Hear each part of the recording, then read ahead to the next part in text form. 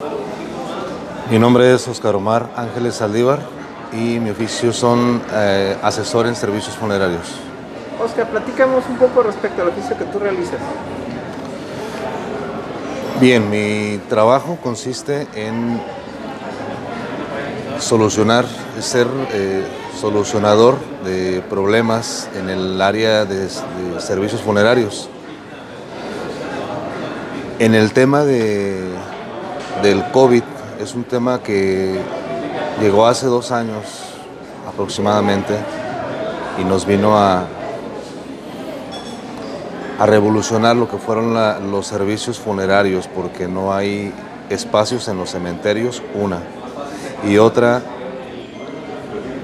por la cuestión del COVID, más bien es una enfermedad que no, un virus que no teníamos conocimiento de cómo iba a evolucionar.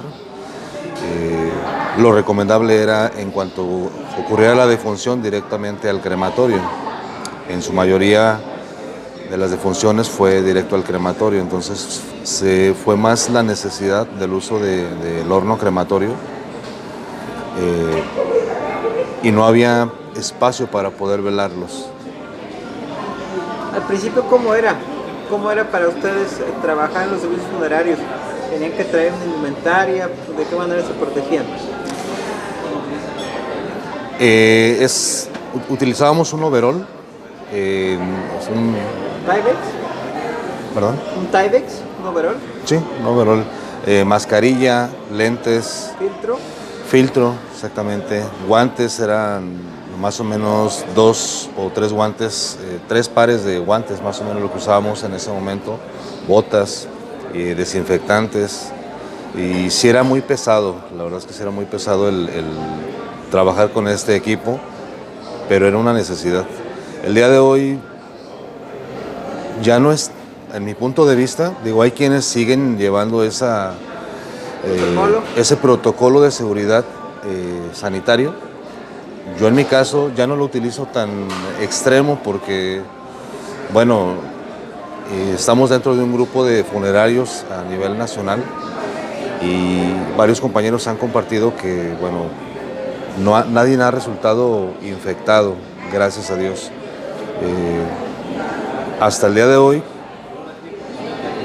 las personas que mueren por COVID, bueno, una vez ya que han fallecido, el virus muere. No hay algo que lo pueda comprobar al 100%, pero también no hay pruebas de que decir que nos hemos infectado. En realidad, si llega a haber una infección durante un sepelio, una velación, es porque algún familiar está infectado y es quien puede esparcir el virus, pero el cuerpo en sí no, creemos que ya no lo tiene. ¿En base a qué sustentas esto? En las experiencias de muchos compañeros funerarios, estamos hablando de alrededor de 250 compañeros a nivel nacional, de diferentes puntos de la República. Nadie de los tanatopractores, que son los embalsamadores, nadie ha resultado hasta el día de hoy infectado por COVID, o sea, es decir, por un cuerpo directamente. Sin embargo, el agente funerario que tiene relación con la familia sí se ha infectado, pero porque tiene contacto directo con el familiar. El embalsamador tiene únicamente contacto con el cuerpo y ha embalsamado cuerpos. Aquí en Colima se han preparado cuerpos de COVID y los embalsamadores no se han infectado. Entonces, nos basamos en esa teoría. Okay. Hablando del tema del COVID, Oscar, se planteaba el hecho de que de alguna manera se daba a conocer por parte de la COESPRIS o COFEPRIS. COFEPRIS. ¿COFEPRIS? ¿Federal o estatal? Federal. Federal. Hablaban de que todo ser humano, ser que había tenido contagio, que había tenido un deceso, se tenía que cremar. Así es. ¿Cuándo empezó el tema del embalsamamiento? Bien, bueno, inicialmente se decía que, bueno, teníamos instrucción precisamente por la COFEPRIS de tener, o bien, una vez que ocurría la defunción, teníamos 4 horas para que el familiar pudiera despedirse con las medidas sanitarias correspondientes. ¿Cómo eran? Familiares directos únicamente podrían acercarse a el ataúd tendría que estar sellado, el cuerpo tendría que estar encapsulado. Pero hablamos, ¿se embalsamaban? No, Ok. no se embalsamaba. En cuanto fallecía el cuerpo, se amortajaba, se encapsulaba y se depositaba en el ataúd y el ataúd se sellaba. El familiar pasaba y se despedía a cierta distancia del ataúd, se podía despedir. Y ya después de eso se pasaba el cuerpo al crematorio o al cementerio. Pero únicamente nos daban 4 horas para hacer lo que era, vamos llamándolo una pequeña velación o un tiempo para despedir al ser querido. La gente que tuviera ataúdes o que tuviera espacios para tener cajas, o no sé cuál es la expresión, se enterraban, no había un tipo de protocolo o algo.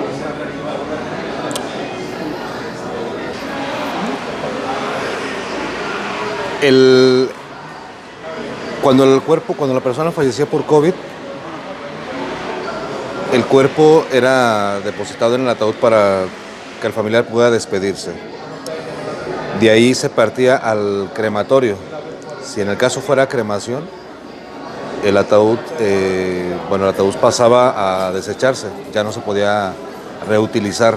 Muchos ataúdes para la cremación se restauran en la parte de adentro, son ataúdes especiales para la cremación y se restauran de la parte de adentro cuando hay una causa natural que no es infecciosa.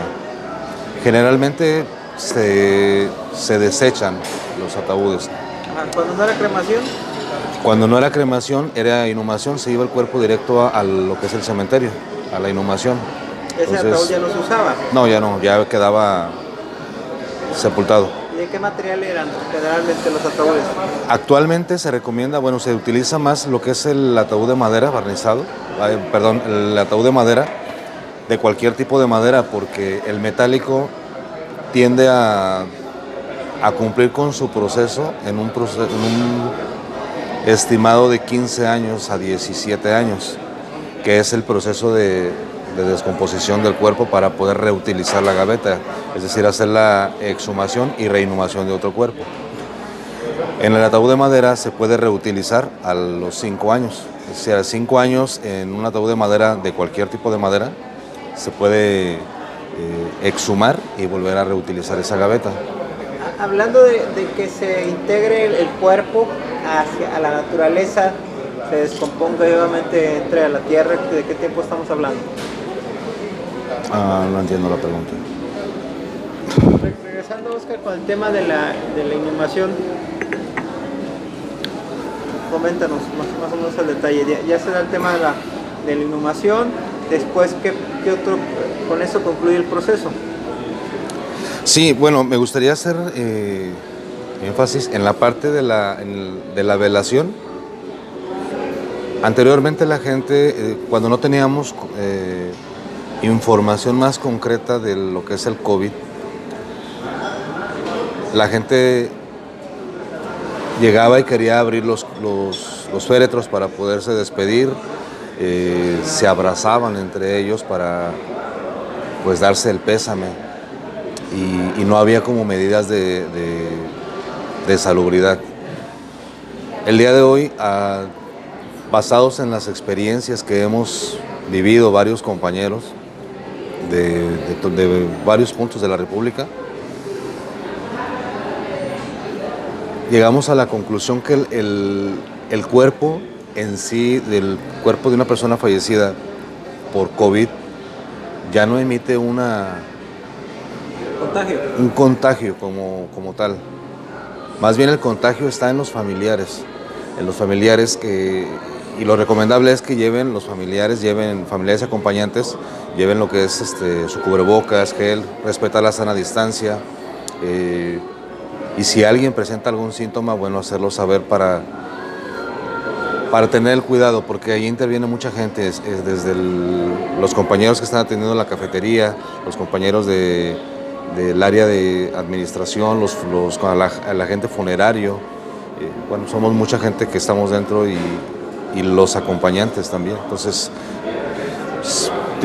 ¿Qué tanto se usaban las salas de velación Las salas de velación en el 2020? en el 2020, bueno, la verdad es que casi no se estuvieron utilizando por el COVID. Hubo algunas personas que sí las utilizaban, pero en su mayoría casi eran cremaciones directas o inhumaciones directas. Y las personas Inicialmente. que fallecían en casas, que la gente quería velarlos en las casas, ¿cómo le hacían? Bueno, sí hubo, te repito, sí hubo personas que no respetaban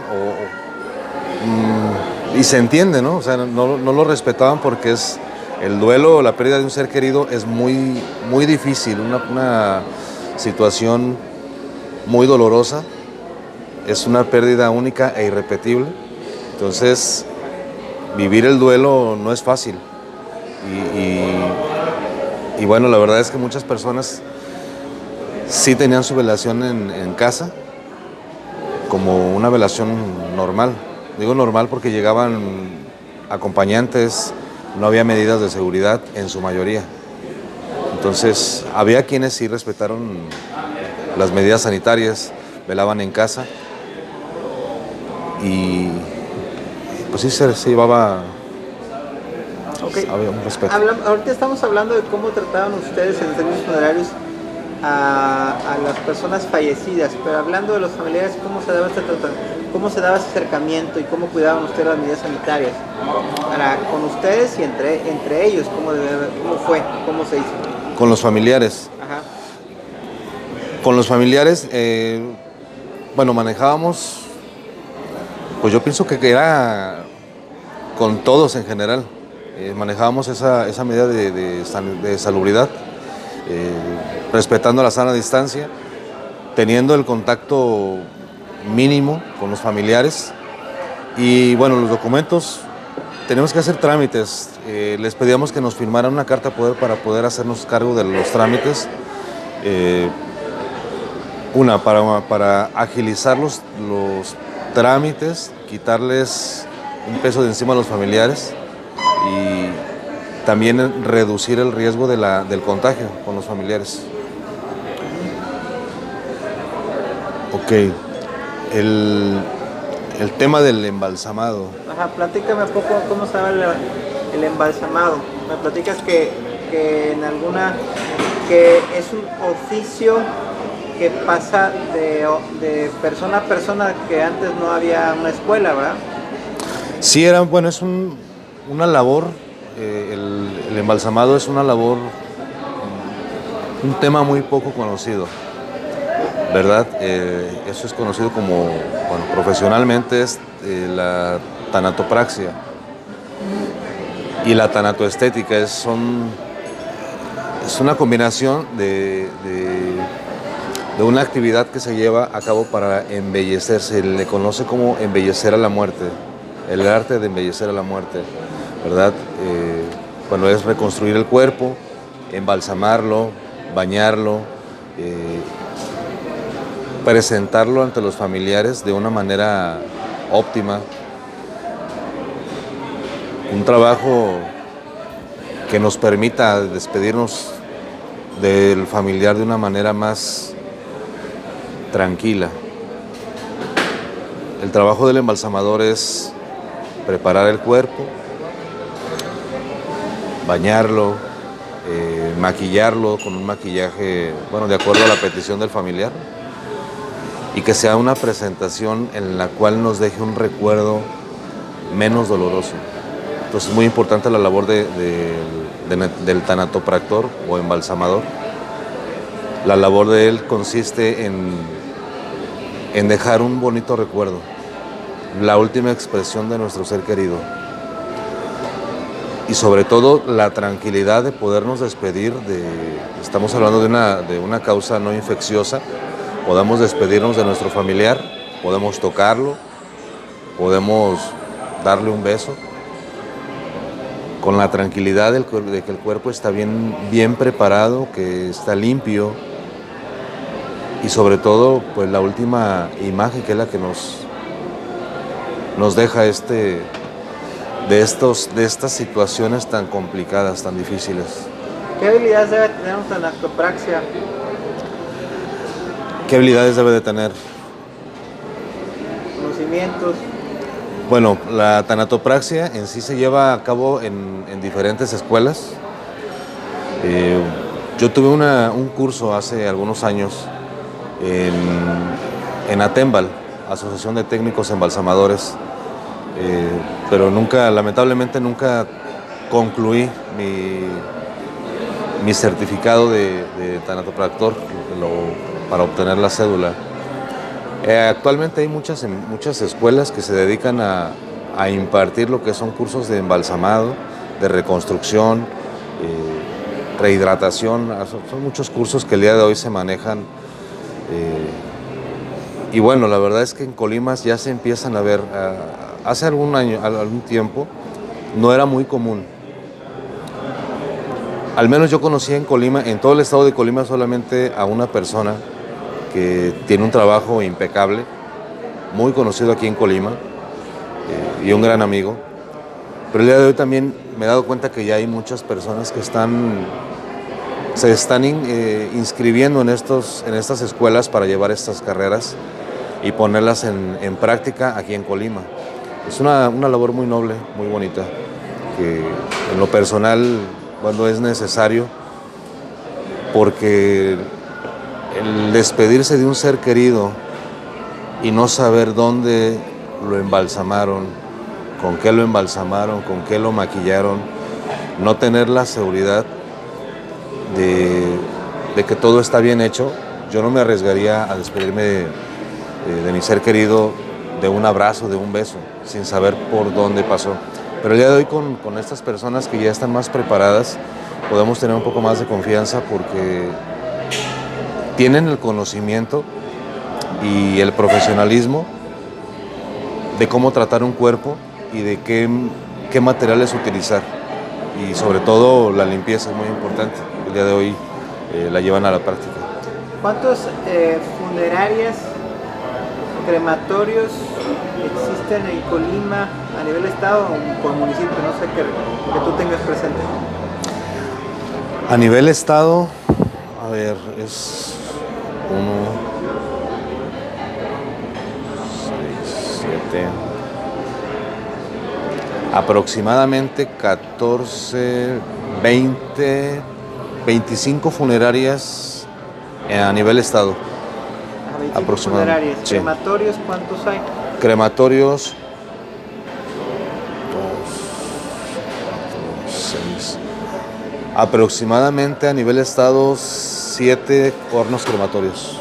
Hornos crematorios, ¿en qué municipios más o menos cómo están distribuidos? Manzanillo, Colima, y no estoy seguro, pero creo que en Tecomán. Pero el Manzanillo y Colima sí están. Villa de Álvarez. Manzanillo, Colima, Villa de Álvarez, y actualmente creo que también en Cuauhtémoc, municipio de Cuauhtémoc. Toda la gente que está, por ejemplo, en Islahuacán, Almería, tiene que ocurrir a Tecomán, tiene que ocurrir a Manzanillo, si ocupa un crematorio, ¿cómo? Sí, bueno, es que la mayoría de las defunciones ocurren en Colima, porque en Colima y Villa de Álvarez, porque en Colima está el hospital regional, está el ISSSTE, en Villa de Álvarez está el Seguro Social. Entonces la mayoría de las defunciones ocurren por causas naturales, en su mayoría ocurren en Colima y Villa de Álvarez, y es donde se hacen las cremaciones. Y para las causas violentas, generalmente los cuerpos están en los CEMEFOS están en Villa de Álvarez, Colima, Tecomán y Manzanillo. Son los 4 CEMEFOS que hay en el estado, entonces es como los puntos más fuertes de... ¿Cómo se trata un cuerpo que estuvo en el CEMEFO por un tema, por algún accidente o que el cuerpo salga muy lastimado? Bueno, ese es un embalsamado diferente, es un embalsamado que lleva un proceso totalmente diferente, que es un poquito más complicado. ¿Cómo se puede decir? Es una restauración que se lleva a cabo con el cuerpo, si es que hay alguna desfiguración facial, se tiene que hacer una reconstrucción. En el caso de que no lo sea, bueno, nada más se hace el protocolo de embalsamado normal que generalmente se lleva. Cuando un cuerpo se quema por alguna situación que explote en una casa, calcinado, ¿cómo se trata? ¿Cuál es el reto para la estética? Sí, cuando un cuerpo es calcinado, la verdad es que son muy pocos los que me ha tocado a lo largo de esos casi 20 años, pero los que me han tocado se maneja, se encapsula el cuerpo se encapsula, se le pone un químico, un polvo, que es un polvo secante, y un polvo para reducir el aroma, aunque realmente no lo puedes reducir al 100%, porque es un aroma que, a pesar de que encapsulas el cuerpo, sigue emitiendo el aroma, ¿verdad? Sin embargo, tratamos de reducir lo mayor posible que se pueda en el féretro. O sea, se le pone el químico, se encapsula y se pone un químico que reduce un poquito el aroma del calcinado. ¿Cómo debe un embalsamador trabajar cuando estás con el cuerpo, cómo debe ser? Silencio. Un embalsamador, un tanatopractor, es lo mismo, debe de trabajar en silencio, totalmente. No debería de haber música en una sala de embalsamado. No debería de estar tocando ningún tipo de música. Debería de ser un área de respeto. La gente con la que yo trabajaba hace muchos años, con los que yo inicié a trabajar, que son los de la vieja guardia, que les llaman, decían que el cuerpo, una vez que recibes el cuerpo en el laboratorio, debes de tener una luz blanca. Se tiene la creencia, yo la respeto, digo, no me consta, pero me gusta respetar esta creencia que me inculcaron. Se tiene la creencia de tener una luz blanca en la parte de arriba, en el centro de lo que es la plancha de embalsamado. Y el cuerpo debe de permanecer por lo menos 1 hora bajo la luz blanca. Ellos tienen la idea de que la luz blanca absorbe todas las malas energías que llegase a tener el cuerpo. Esto es un rito que se llevaba a cabo durante muchos años, al menos en Guanajuato. Yo soy de Guanajuato, Celaya, Guanajuato. Se llevaba a la práctica esta acción de que el cuerpo estuviera 1 hora bajo la luz blanca para que absorbiera lo que es las malas energías, las malas vibras, y posterior a ello se le pedía permiso al cuerpo para poder meter mano a su cuerpo, para poder ser preparado. Se le pedía permiso al cuerpo y debe de estar en completo silencio. Debemos de estar en respeto, trabajarlo en respeto, que el cuerpo no debe de estar completamente desnudo. Y las personas, los embalsamadores, saben a lo que me refiero, que si un cuerpo muere por causa natural, no es necesario que el cuerpo esté completamente desnudo, no hay necesidad. ¿Se cuidaban las partes íntimas? Sí, debería estar tapado. Hay quienes sí lo hacen, pero la verdad es que son muy pocas personas que lo hacen. Y teníamos una plática con un amigo de Lagos de Moreno y me decía, oye, fíjate que a mí, si yo llegara a morir, me daría pena morirme en ciertos lugares de la República. Le decía, ¿por qué?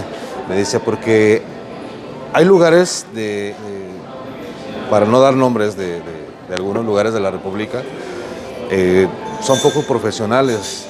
O sea, te mueres, te ponen en la plancha tal cual Dios te trajo al mundo, y si mueres por causa natural, el único lugar donde pueden trabajar ellos es en el cuello y en el abdomen. No hay otro lugar donde puedan estar viendo. Entonces te tienen todo desnudo y tienen la banda del recodo ahí a todo lo que da. Entonces como que no me gustaría. Sin embargo, conozco embalsamadores muy profesionales que tienen en silencio su área de trabajo, que en cuanto te están preparando un cuerpo, cubren las partes íntimas del cuerpo, Incluso empiezan a hidratar la cara, muchos no lo hacen, muchos tienen esa curiosidad de hidratar la cara con, bueno, saben a qué me refiero con hidratarlos. Y me gustaría que fuera un poquito, que se retomara esa parte, esa cultura de ese respeto hacia los cuerpos. O sea, no hay necesidad de tenerlos totalmente desnudos, se puede respetar sus partes íntimas. Oscar, preguntarte, hay gente que los considera a ustedes cuando están en los hospitales como personas denominadas, que los consideran a ustedes como unas personas que están al acecho, pues, de los decesos, llamados comúnmente buitres o algún otro esquema. ¿Qué opinión te merece al respecto? ¿Qué es lo que la gente debe saber? Son términos un poquito agresivos. Bueno, yo ya me he acostumbrado, pero muchas veces sí me incomodo, me siento un poquito mal porque la gente, pues es un trabajo el trabajo que llevamos a cabo no es muy conocido o no hay conciencia realmente de lo que hacemos, ¿verdad? Pero sí me ha tocado que llegamos al hospital, al ISSSTE, al seguro, algún lugar, y la gente nos ve y nos dice buitres, sopilotes, carroñeros, y hasta cierto punto se puede entender que tengan razón en sentirse incómodos porque ellos están pasando, los familiares directos están pasando por la pérdida de un ser querido y están en un proceso de duelo. El proceso de duelo es la aceptación, bueno, principalmente es la negación. Ellos están en esa negociación para poder aceptar la pérdida de un ser querido. Y nos ven a nosotros y es como, nuestra presencia es como reafirmarles que efectivamente su familiar ha fallecido. Yo sé que es algo complicado, algo difícil, doloroso, pero por otro lado, sin la labor de nosotros, ¿qué sería del familiar? El familiar tendría, si no existiéramos nosotros, el familiar tendría que ir a buscar una funeraria, tendría que estarse desplazando de un lugar a otro pidiendo cotizaciones, tendría que estarse arriesgando a manejar en un momento muchas veces que están en shock y muchas veces caer en garras de alguna persona que llegue a, por ejemplo, en las funerarias de antes, hace algunos años, mi tierra, ahí en Celaya, Guanajuato, se hablaba mucho de las funerarias que te decían, no te preocupes, tú déjame aquí, fírmame un documento en blanco y yo te atiendo. Y el familiar con la pena firmaba y después terminaba perdiendo su terreno, su casa, su carro o debiendo grandes cantidades de dinero porque no se daba cuenta. El día de hoy nosotros lo que hacemos, en mi caso personal, trato de ubicar en el área donde hay una persona que haya fallecido, trato de ubicar al familiar que se encuentre un poco más tranquilo. Es complicado, pero trato de ubicar al familiar que está más tranquilo para poderle explicar todo el protocolo que se tiene que llevar, documentos que va a necesitar, ropa que le van a poner al familiar, dónde van a velar, todo lo que para poder llevar a cabo la logística del rito funerario y dónde van a sepultar. Y le hago saber los costos que va a llevar.